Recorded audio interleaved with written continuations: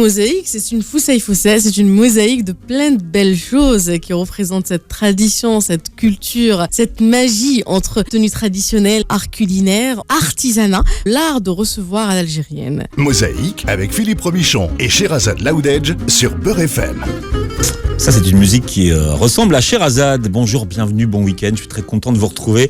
Et je suis très content de retrouver Sherazade. Comment ça va, Sherazade ? Ça va et toi ? Très bien, ça fait plaisir de te revoir. On t'avait laissé en Algérie. Tout à fait. Le dernier jour du Ramadan. La maison et la radio me manquent. Et nos auditeurs me manquent. Donc voilà, je vous salue. Welcome back, comme on dit. Je suis ici, sous la grisaille de Paris, mais je suis ici. Voilà, et tu reviens pour une nouvelle série d'émissions qui vont être consacrées au terroir, en fait. Tout à fait, on va parler du terroir, on va parler de la cuisine, on va parler de l'art vestimentaire, on va parler de l'artisanat, on va parler du savoir-vivre, on va parler de plein de belles choses qui nous concernent, qui nous parlent.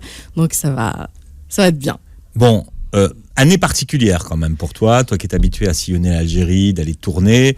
Là, cette année, c'est pas comme d'habitude. Hein. Année très particulière. C'est vrai que j'ai passé 3 mois en Algérie où j'ai tourné 3 émissions quand même. C'était en plein période du Covid. Enfin, 3 émissions, c'est 3 fois 30 émissions. Hein, non, là, c'était 3 émissions. Tu te rappelles, j'avais une émission pour Bin Gourmet, j'avais une émission pour le groupe Canal et j'avais une émission pour Samira TV.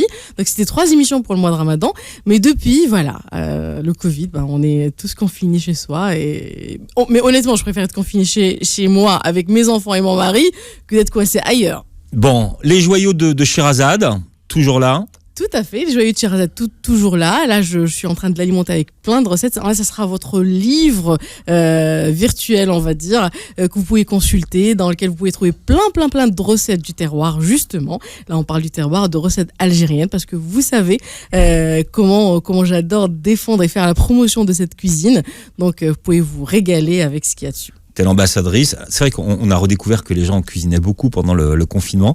Tu as sorti un livre aujourd'hui. Il n'y a pas énormément de livres sur la cuisine algérienne. Pas du tout. Si tu vas là où on vend les livres, tu vas trouver peut-être 2 qui se battent en duel dans le mien.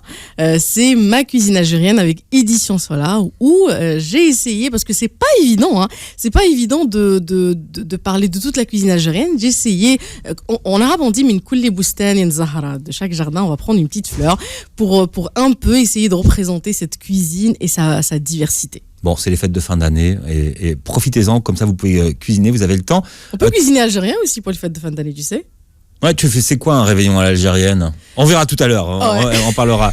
Et puis toujours présente sur Insta, parce que toi tu as été une des pionnières des réseaux sociaux. Tu fais des lives sur Insta. Je fais des lives sur Insta et maintenant je fais des lives avec des chefs algériens. On a commencé avec les chefs algériens, on découvre plein de gens qui ont réussi, des pâtissiers, des chefs cuisiniers. C'est très sympathique, c'est très convivial, c'est très interactif. Donc c'est Chef Sherazade sur Instagram. Welcome. Bien. Tu m'as dit que tu voulais aller tourner chez les gens. Oui, j'aimerais bien. T'es comme ça, tu arrives, toc toc toc, c'est moi. Je mange chez vous aujourd'hui, J'adore.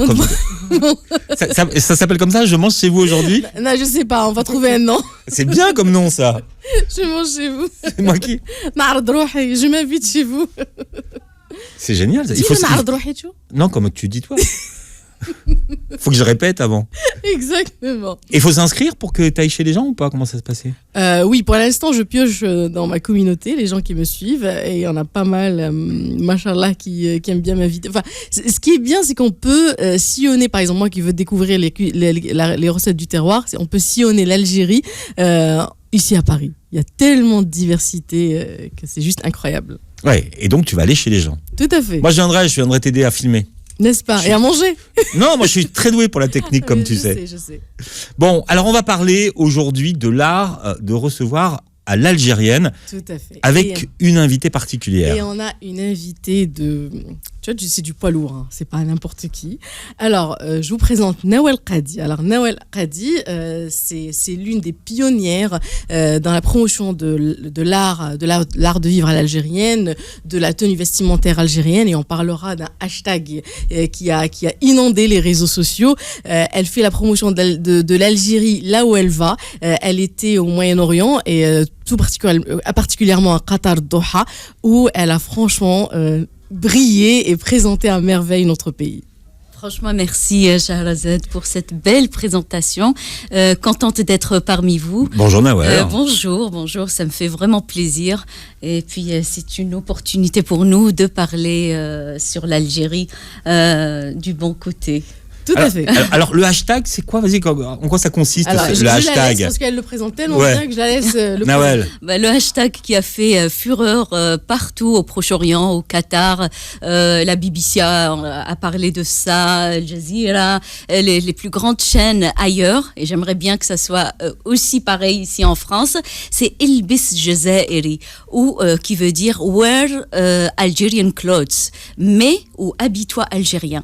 Donc, quelle que soit l'occasion, avant il y avait des occasions particulières pendant les fêtes nationales, religieuses, quand on reçoit des invités, on s'habille avec nos tenues traditionnelles. Mais maintenant, c'est devenu comme une mode. Une mode parce que la tenue traditionnelle, a été un petit peu modernisée. Maintenant, on peut mettre facilement un caraco algérois avec un jean, une gandoura constantinoise avec le dos nu, décolleté, qui plaît beaucoup aux jeunes.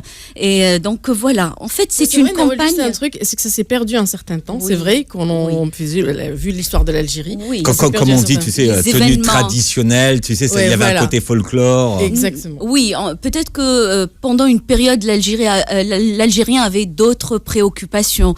On a la décennie noire, les années très difficiles, mais là, ça repart, mais vraiment à merveille. C'est une campagne de sensibilisation et de sauvegarde qui a été lancée sur les réseaux sociaux au début, il y a plus de 5 ans de ça, parrainée par la suite par des journalistes, écrivains, chanteuses, actrices.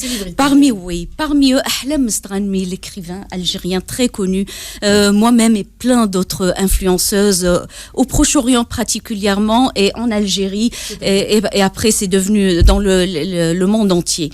Donc nous étions jusqu'à maintenant en train de mener une sorte de guerre, on peut le dire, pour préserver le patrimoine et l'habit traditionnel algérien. Notre but est de faire porter notre tenue, la promouvoir, la protéger et la moderniser. Et la mondialiser surtout. Donc en ce moment, on voit beaucoup d'inspiration algérienne et de plus en plus de caracos algériens revisités par de grandes maisons qui ne citent pas toujours l'Algérie malheureusement. Et l'Issab a parfaitement repris le style de la veste caracou algérois, algérois, veste au fil d'or, bien travaillée.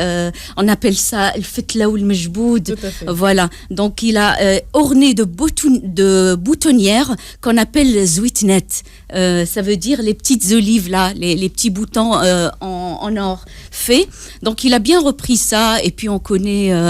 Il l'a repris mais sans citer, c'est ça? Tout à fait. Il s'est inspiré. Tranquille. Et il n'est pas le seul. On a aussi Yves Saint Laurent, c'est le fils de Wahran. Il est né à Oran, il a grandi à Oran, il a commencé la couture dans les petits ateliers à Oran jusqu'à l'âge de 19 ans, 20 ans où il a quitté l'Algérie. Donc il s'est inspiré il a baigné dans ça et dans ce que vous portez par exemple, Yves Saint Laurent, c'est énormément inspiré pour ses tenues de soirée. Voilà, exactement ça. C'est le caraco algérois. Il est typiquement inspiré. On voit la tendance ottomane et puis mauresque, beaucoup mauresque et puis algérienne. Donc les Algériens ont beaucoup apporté dans ce domaine. Donc comme l'Algérie, on a eu les Ottomans, ils sont restés presque 4 siècles en Algérie. On a les mauresques qui sont venus de l'Andalousie dans les bateaux algériens, ce qu'on appelle Ostoul el-Jazairi, el-Bahri, Khaireddin Barbarousse les ont ramenés. L'Algérie est héritière de l'Andalousie. Ça, on le connaît tous. Ils sont venus en Algérie, un petit peu en Tunisie et dans les Balkans. C'est ce qui explique la ressemblance de la tenue traditionnelle dans ces pays. Donc voilà. Donc ça, c'est pour cette campagne qu'on appelle Ilbis Jazairi et et qui a Et c'est devenu un vrai c'est phénomène vrai. de mode. En fait, En ce moment, ça marche. Vous appuyez sur Instagram, Facebook, tout le monde. Tous les réseaux sociaux. Donc ça marche très bien. Et puis même ici en France, donc même les plus jeunes, j'ai remarqué quand je suis venue, j'ai côtoyé des jeunes stylistes de la 3e, 4e génération. C'est des immigrés, ils sont français, ils sont nés ici en France, mais ils font des merveilles du travail, mais il faut les faire connaître. Personne ne les connaît, c'est ça. On aimerait bien. Non, c'est vrai soient, qu'il y a tout un marché de location de tenues pour les fêtes et de robes, et de tenues traditionnelles. Mais c'est vrai que ceux qui vendent et des magasins, des boutiques spécialisées pour ça, on en parle peu, Sherazade. Et les vrais stylistes, les créateurs de ces tenues, c'est vrai qu'on n'en parle pas ici, alors qu'ici en France, on me contacte tous les jours. Mais il faut avoir une fenêtre pour parler d'eux, pour faire connaître cet art, pour faire connaître leur passion pour cet art. Parce que ce qui est bien, c'est que voilà, on a cet héritage qui est juste énorme, surtout qu'en Algérie, ça va changer d'une région à une autre en fonction de l'histoire de chaque région. Et c'est juste magnifique. Nawel, elle est habillée en karakou, moi je suis habillée en jubba kabyle, et j'adore cette jubba qui représente les couleurs de cette région qui adore les couleurs et qui a toutes les tenues sont ornées comme ça. Donc l'idée justement, c'est de parler d'eux, c'est de les faire connaître et de faire connaître cet art qui s'est modernisé avec le temps et qui s'est adapté à la façon dont on s'habille aujourd'hui. Et quand c'est traditionnel, on voit pas toujours le travail qu'il y a derrière. C'est quand on parle de haute couture. C'est très vrai. Mais si tu parles d'une tenue traditionnelle, tu dis bon, c'est une tenue traditionnelle, on les a toujours connues, donc on voit pas toujours, tu sais, les détails. C'est fait à la main, et c'est un travail énorme. C'est de la haute couture en fait. Mais ce qui vraiment spécifie le travail algérien, c'est ce qu'on appelle le tarz. C'est le travail, c'est toute cette broderie, perlage faite à la main, et c'est en général pourquoi la tenue elle est chère, parce qu'elle est faite avec les fils d'or, en parlant de la gondora et du karakou et de la shiddat lemsania. C'est des heures et des heures de travail. Mais à l'UNESCO, on a une tenue, d'ailleurs c'est la seule tenue arabe et dans les pays arabes et musulmans qui est reconnue. Elle est classée patrimoine mondial à l'UNESCO. C'est la shiddat de Tlemcen. C'est tout ce qui va avec. C'est on l'appelle le arftan, c'est ça. L'arftan, c'est le kaftan, parce qu'on a 22 kaftans en Algérie, peut-être plus. On a le kaftan. Attends, on va parler de ça tout à l'heure, parce que je savais pas. Mais la seule tenue qui aujourd'hui est déposée, c'est celle de Tlemcen. Tout à fait. Elle est classée. Elle est classée. On a déposé pour que la blousa al-Wahraniya, c'est une autre tenue qui représente l'Oranais, le blousa soit classée. Le ministère de la Culture a déposé le dossier. On attend le classement. Mais maintenant, c'est la Shiddat Lemsania. Et d'ailleurs, c'est la seule tenue dans les pays arabes qui est classée à l'UNESCO. Le tissu qu'on appelle... Tous ces bijoux qu'on met avec, c'est toute une tradition. Mosaïque qui porte bien son nom, une mosaïque, Sherazade. D'abord, mosaïque, c'est ton mot fétiche finalement. Exactement, parce que mosaïque, c'est une foussaï-foussa, c'est une mosaïque de plein de belles choses qui représentent cette tradition, cette culture, cette magie entre tenue traditionnelle, Nawel nous a parlé à l'instant, entre art culinaire, entre artisanat, parce que l'artisanat aussi très présente, elle est présente dans la tenue vestimentaire, elle est très présente dans l'art culinaire, parce que voilà, il y a toute la belle vaisselle qui est faite à la main, avec laquelle on peut cuisiner, on dresse une jolie table avec. Par contre, dans cette partie-là, j'aimerais qu'on parle de l'art de recevoir à l'algérienne. Tout ce qu'on fait, comment on reçoit, les rituels qu'on a, les différences qu'on a entre une région et une autre, et croyez-moi, c'est tout un monde. Est-ce que l'art de recevoir est codifié ?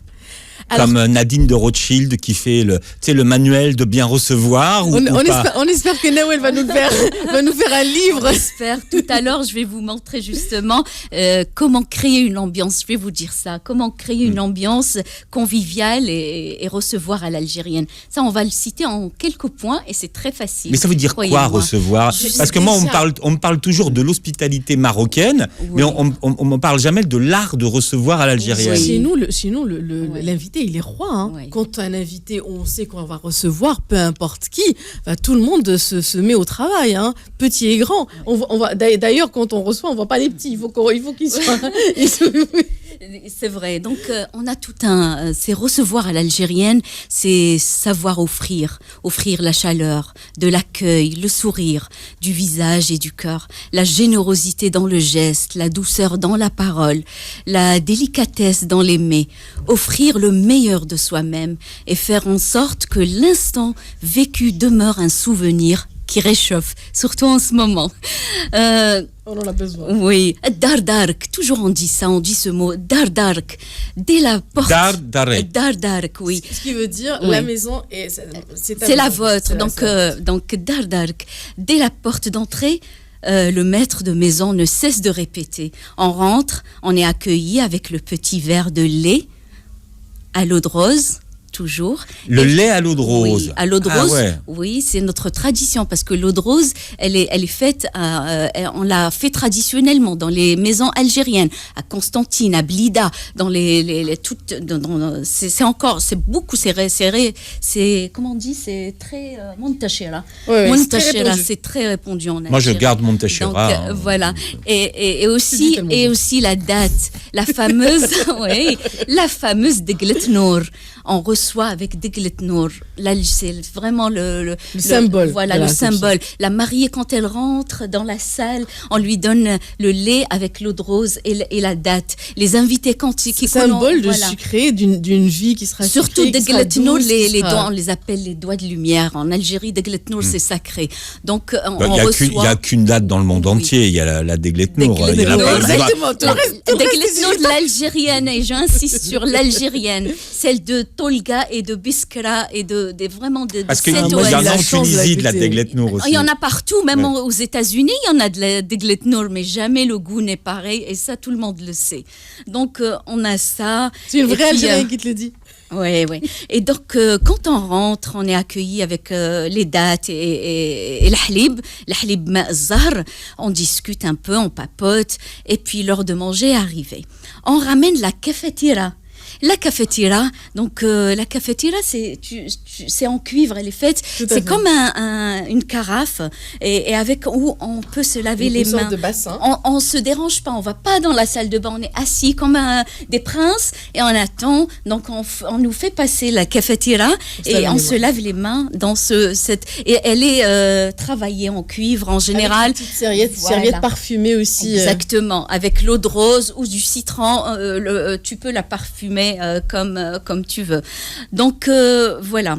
Après la cafetiera, on ramène les plats, les tagines qui sont toujours remplis en abondance. Ça, c'est une particularité de l'Algérien. Donc voilà. Et on les met dans ce qu'on appelle les tapsi chiouettes.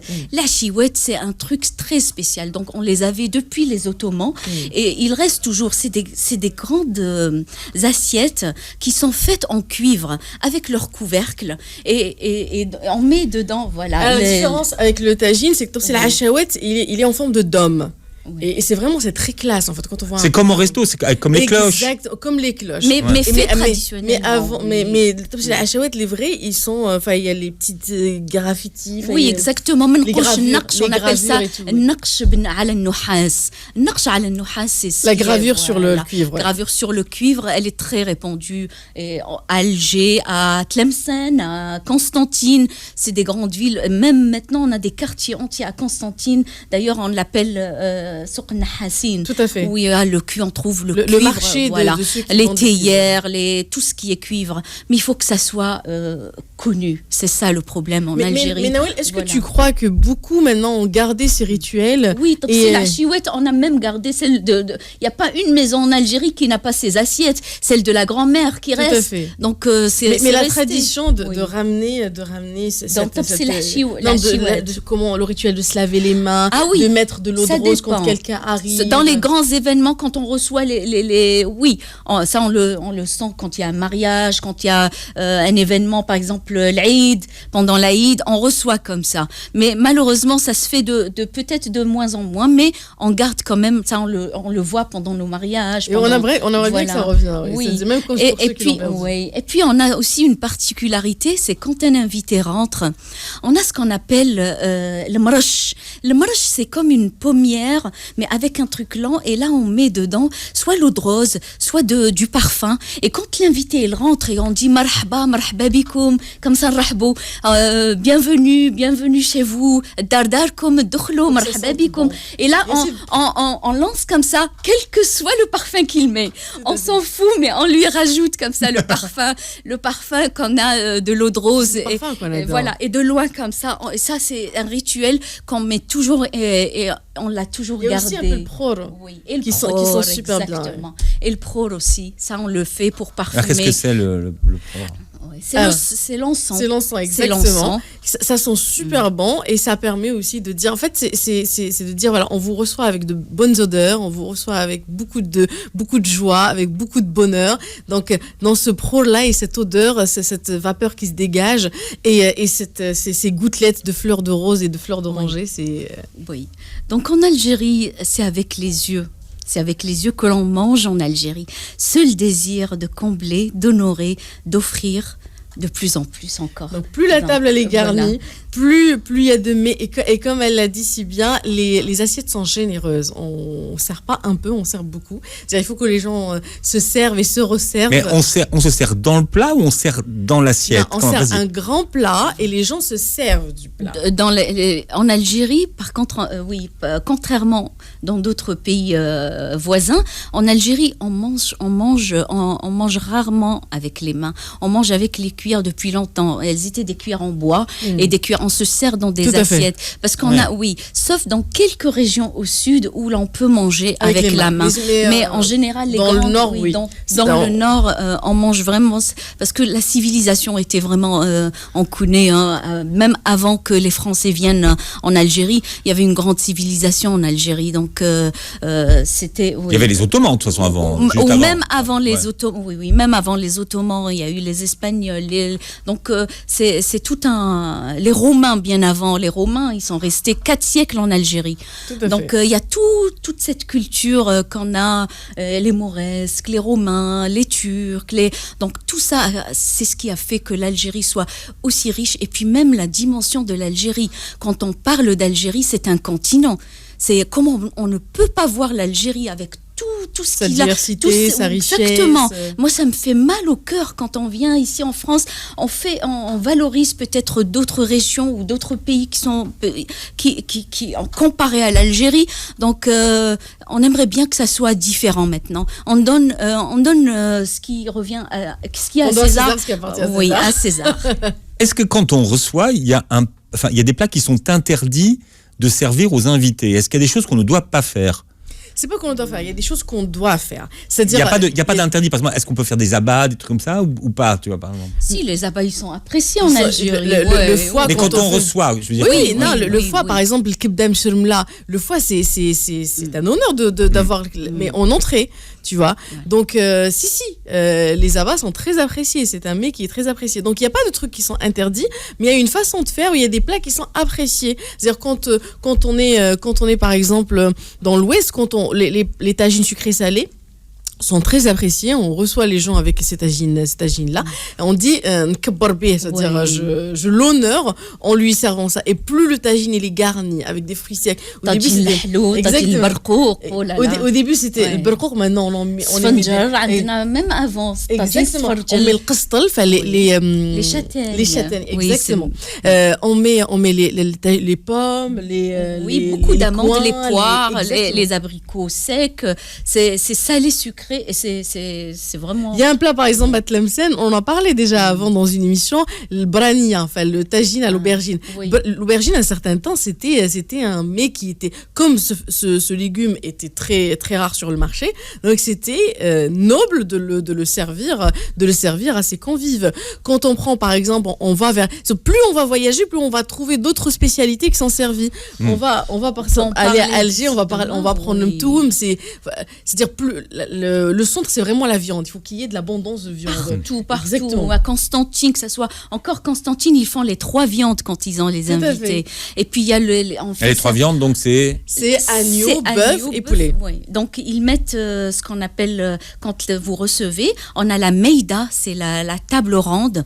On a les banquets. Les banquets, c'est le salon algérien, donc travailler, voilà. Et puis l'invité, quand il vient, on lui met une sorte de nappe qui fait le tour de toutes les invités pour ne pas salir. Et c'est une nappe en général belle, blanche, comme brodée. Ça, brodée. Donc sans compter les nappes qui sont travaillées sur la table. On dresse la nappe et puis toute la belle vaisselle. Maintenant, ce qui est tendance en Algérie, avant c'était le cuivre. En ce moment, c'est la céramique. C'est la céramique. Et elle fait fureur. La céramique travaillée, belle, raffinée. La céramique algéroise et algérienne en général. Elle vient d'où la céramique algérienne? C'est d'Alger. C'est Alger. C'est Alger. Et c'est l'art maurès. Oui, c'est l'art. Non, c'est ottoman. Mais ce qui fait la spécialité de la céramique algérienne, parce qu'il y a la tendance algérienne, c'est les dessins. En fait, chaque dessin, il a sa symbolique.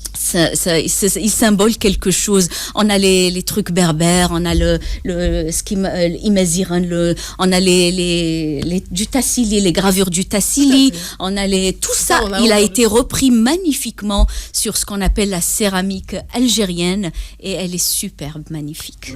Le retour de Sherazade sur Beurre FM. On a appris, Sherazade, le hashtag habille-toi en algérien. Je sais, tout à fait. Voilà. Moi, je suis pas habillé en algérien aujourd'hui. Sherazade, on te ramènera la prochaine fois. Ça serait mon cadeau pour toi, Philippe.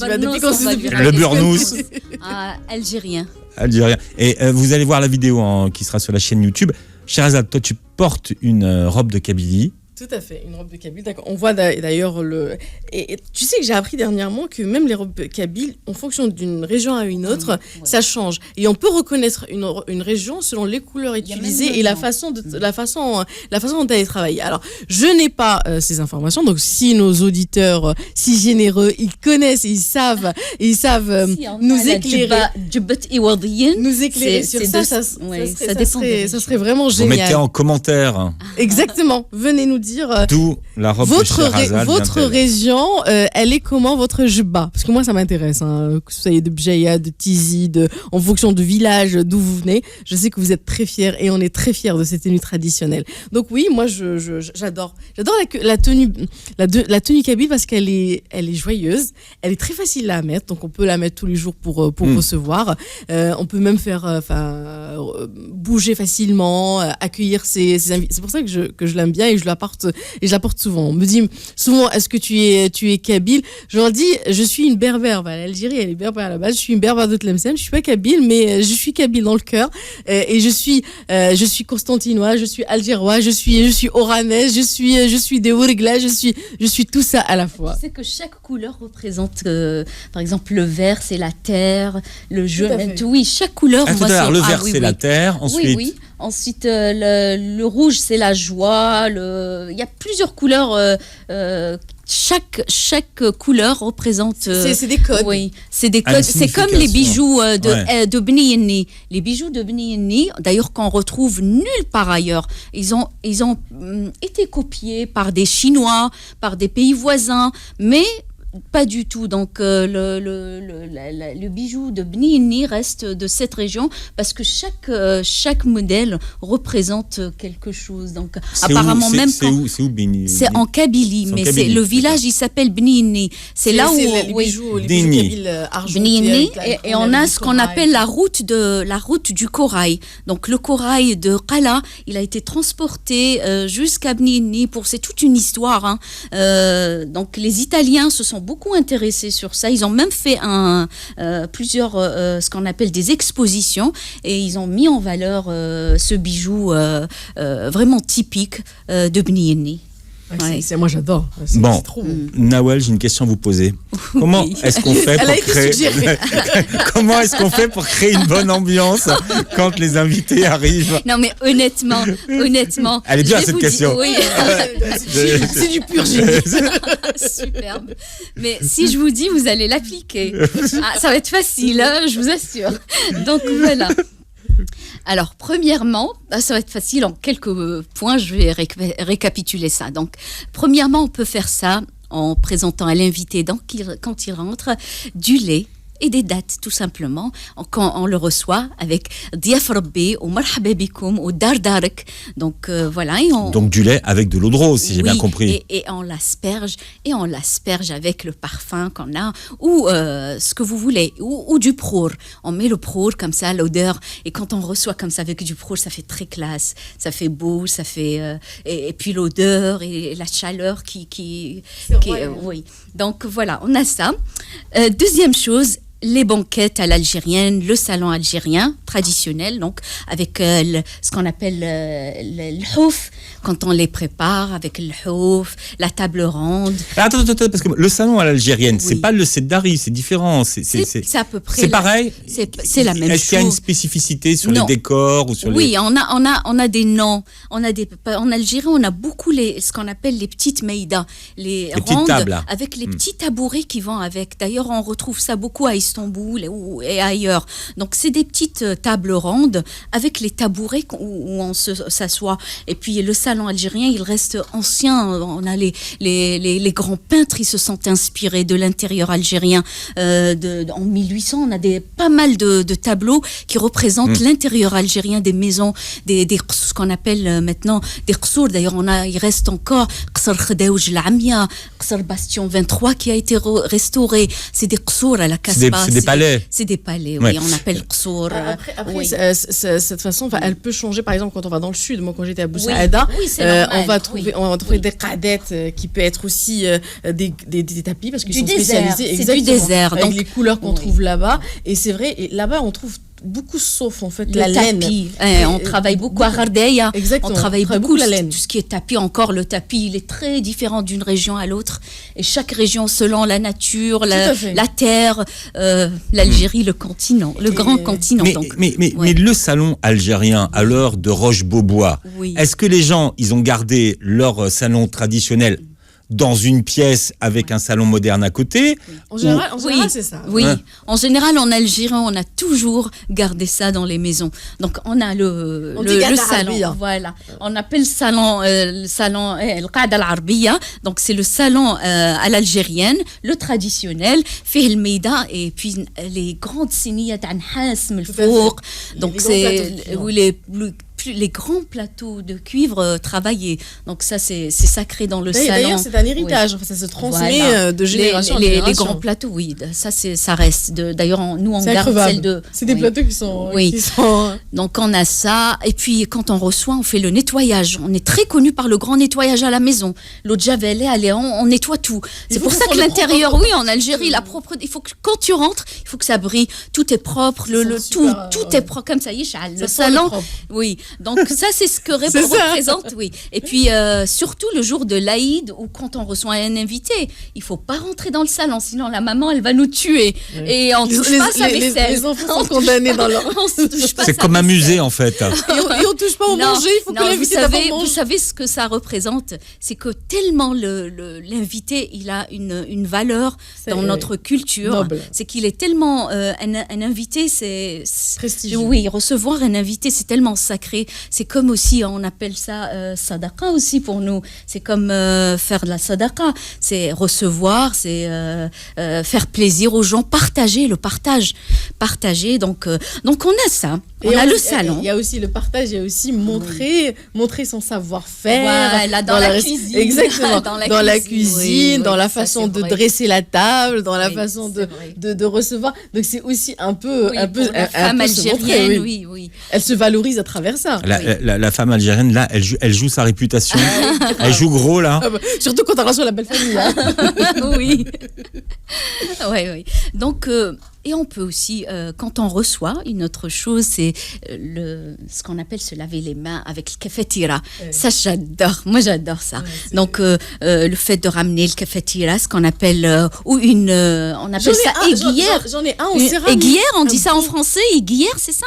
Une aiguillère, c'est le cafetière là où on met de l'eau. Moi, ça me fait penser à cafetière, moi, cafetière. Non, c'est pas ça. Non, aiguillère. On l'appelle en Algérie cafetière, mais c'est une aiguillère en français, je pense. Avant de commencer le repas, donc on se lave les mains. Donc, le rituel de Bismillah, on commence pas comme ça à manger rapidement.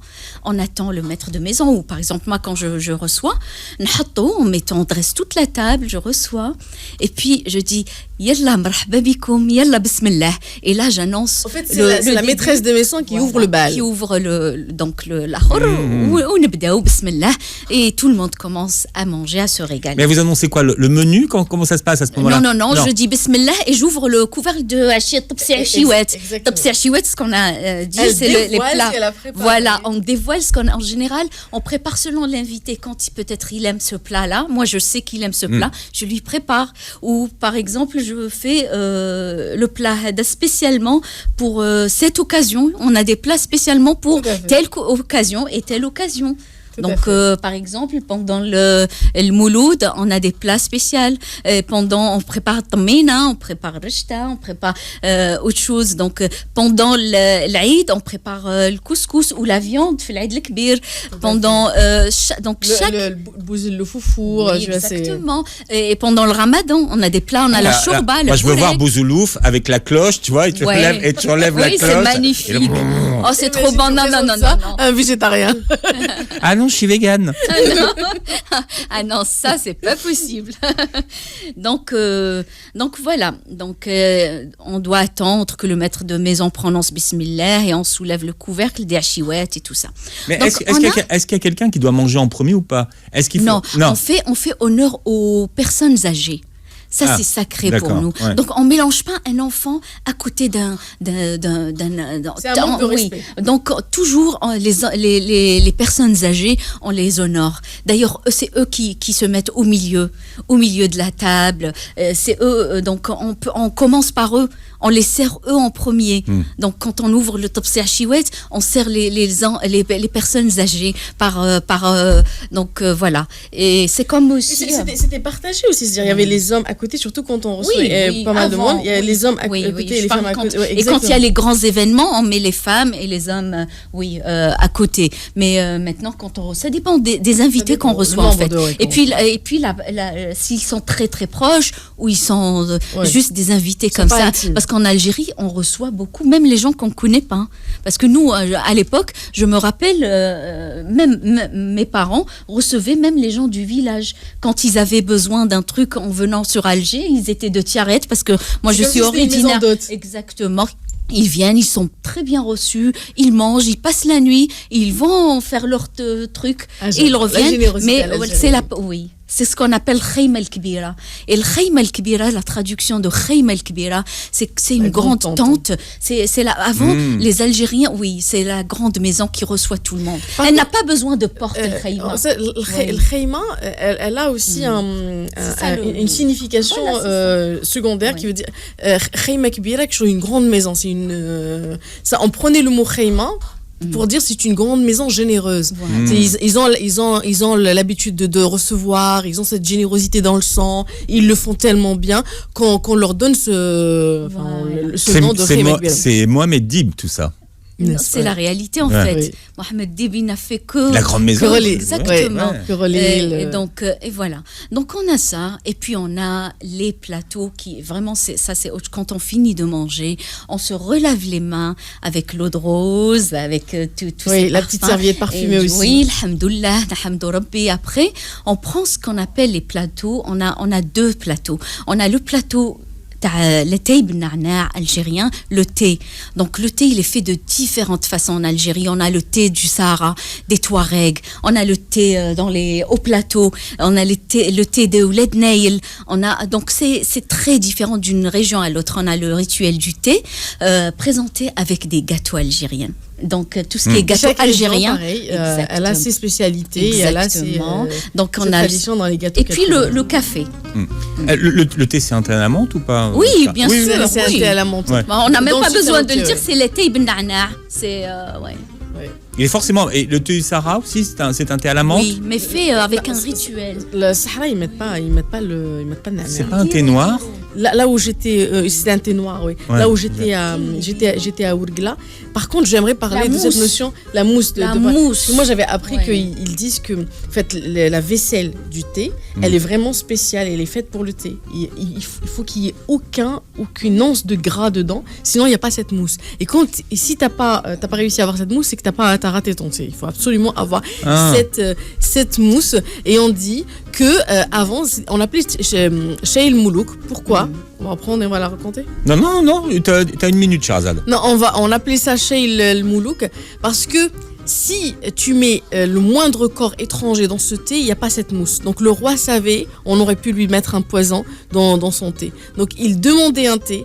La présence de cette mousse signifiait qu'il y a rien et qu'il est exactement. Oui. Et on a aussi les plateaux du café. Hein. Ouais. En Algérie, on boit beaucoup de café. Donc, Et on fera d'autres émissions. C'est passionnant. Merci d'avoir été avec nous. Merci d'avoir partagé, en tout cas, tout ce savoir, l'art de recevoir à l'algérienne. Vous allez revoir l'émission sur la chaîne YouTube. On l'a filmée. Merci Nawel d'avoir été avec nous. Merci à vous. Vraiment contente. C'était un plaisir de vous accueillir. Sherazade. Oui, Philippe. À bientôt pour un prochain mosaïque. Très bien. Nouvelles aventures, un nouveau À très partage. bientôt. Bon week-end sur Beurre FM. Bye bye.